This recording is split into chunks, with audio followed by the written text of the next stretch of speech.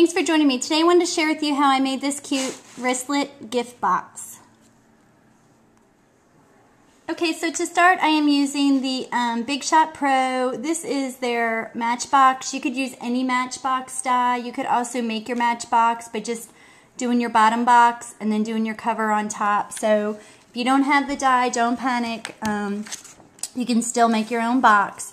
So I cut out the die itself for the Matchbox, and then I'm also using the Stampin' Up! Top Note die to go along with it. Okay, then I'm going to take my cutter, and I'm going to put my Top Note die in my cutter, and I'm going to put my points in the center, and that's what I'm going to use for my guide to cut.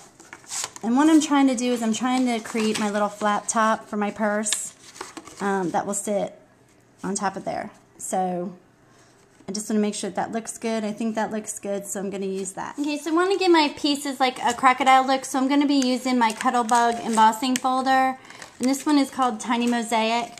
And I'm simply just going to run this through. I'm going to take the piece that I'm going to use as my top. And I'm going to run this through and just kind of put the impression so it looks like fake crocodile on there. Okay, so I ran half of my Top Note die through my Big Shot to get the mosaic, and that looks great, but I wanted to give it a little more character, so I'm just simply going to take my embossing buddy. I'm just going to kind of pound that all over it, just make sure it's good and coated. And then I'm going to go ahead and I'm going to take my Versamark and put that on. And when you do that, you might want to just put a piece of paper down so that it doesn't go all over whatever kind of surface you're working on. And just coat that really good. Make sure you got everything covered.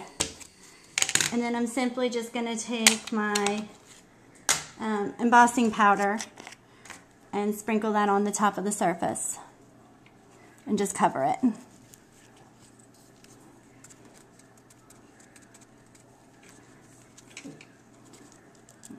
Okay, and when you do that, just make sure you get all your excess off. Make sure it's covered good.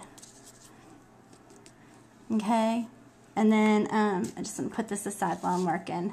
I'm simply just going to take my heat gun, and I'm just going to heat this up, and I'm going to use a pair of scissors to hold it down while I'm heating it.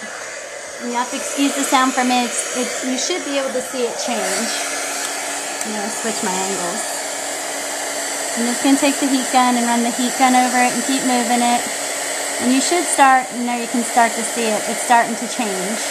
It just gives it that look of leather and kind of more shiny than just your paper. And I think it just adds that little extra onto your project. Okay, and as you can see, I did the exact same technique on the front of my box. Okay, and so this is what the front of my purse looks like when it's all put together. Then I'm simply, for the finishing steps, going to take my little box, and I'm going to go in here and I'm going to poke a hole through the middle of the box. And just taking any kind of ribbon that I have that I like, I'm just going to kind of thread that through to get it through. And you can use, again, anything that you want,